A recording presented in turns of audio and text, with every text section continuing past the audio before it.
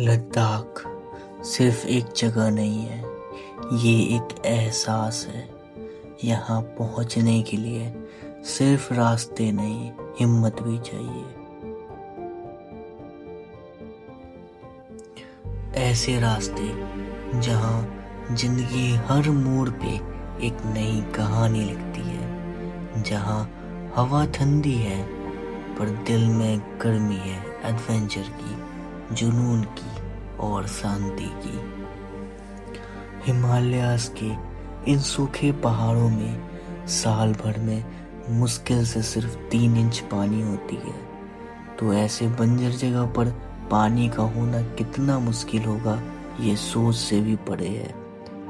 पर इन सब के बावजूद हिमालयाज़ के सूखे पहाड़ों के बीच में ही एक ऐसी लेक है जिससे बड़ी लेक पूरे हिमालयाज़ में नहीं है, जिसका नाम है पैंगोंग लेक। ऊपर से देखने पर लगता है जैसे ये झील आसमां का एक टुकड़ा हो जो धरती पर गिरकर पानी बन गया हो। पैंगोंग लेक अपनी शुरुआत करती है ईस्ट लद्दाख के करक रेंज के पास से और धीरे धीरे तिब्बत के अंदर तक फैली हुई है। इसके सफ़र में इसके रंग, इसके रूप सब कुछ बदलते हैं और इसी सफ़र के दौरान इसके नाम भी बदलते हैं। भारत के हिस्से में इसे पैंगोंग कहा जाता है, जबकि तिब्बत में इसका नाम सोनयाक बन जाता है।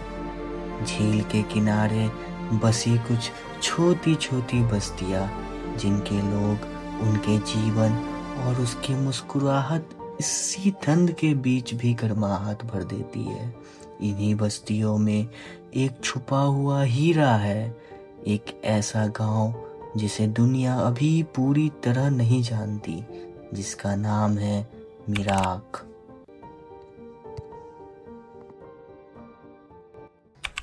काराकोरम रेंज हिमालयाज़ का वो हिस्सा जहां इंसान और प्रकृति दोनों अपनी सीमाओं को पार कर जाते हैं।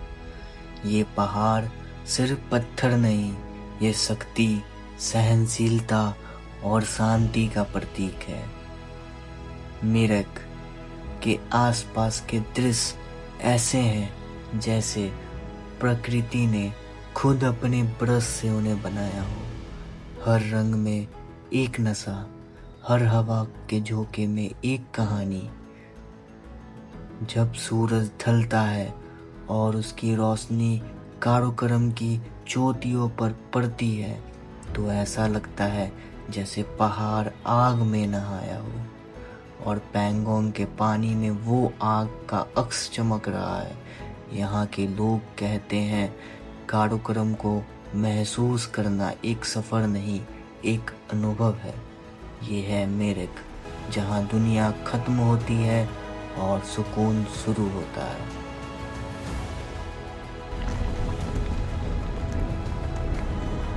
और इसी सुकून भरी हवा के साथ हम बढ़ते गए आगे लद्दाख के एक और अद्भुत हिस्से की तरफ, जिसका नाम है नुब्रा वैली।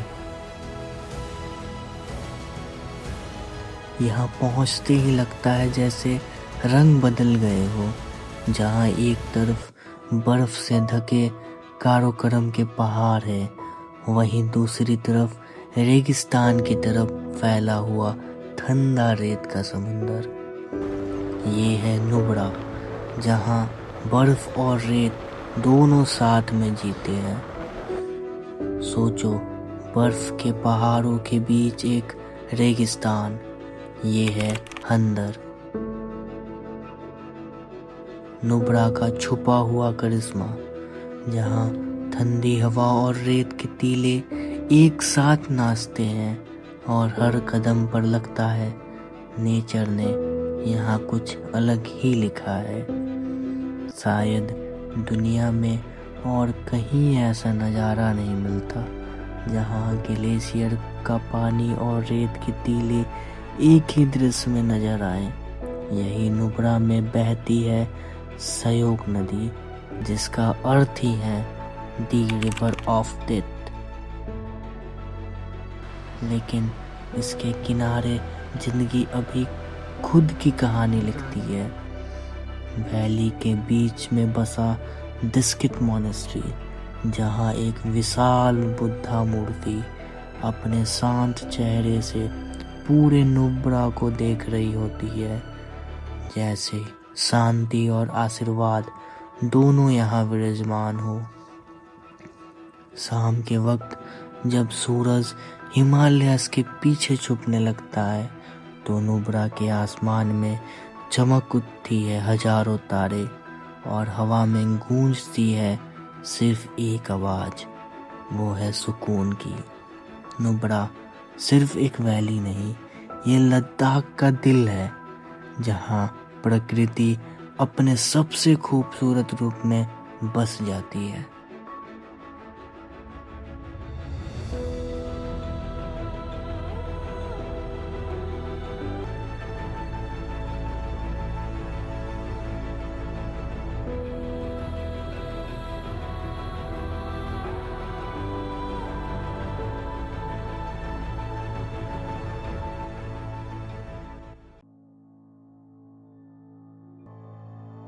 आगे बढ़ते हुए सफर के आखिरी मोड़ पर पहाड़ अपने रंग बदलने लगते हैं।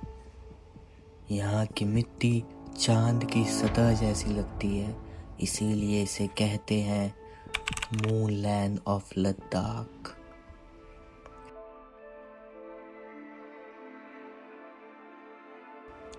लमाइरू एक ऐसी जगह जहाँ जमीन भी अपनी कहानी लिखती है। हर चट्टान, हर घाटी एक पुरानी दास्तां सांस लेती है। कहते हैं कभी यहाँ समुंदर था और आज उसकी लहरें पत्थरों में जम गई है।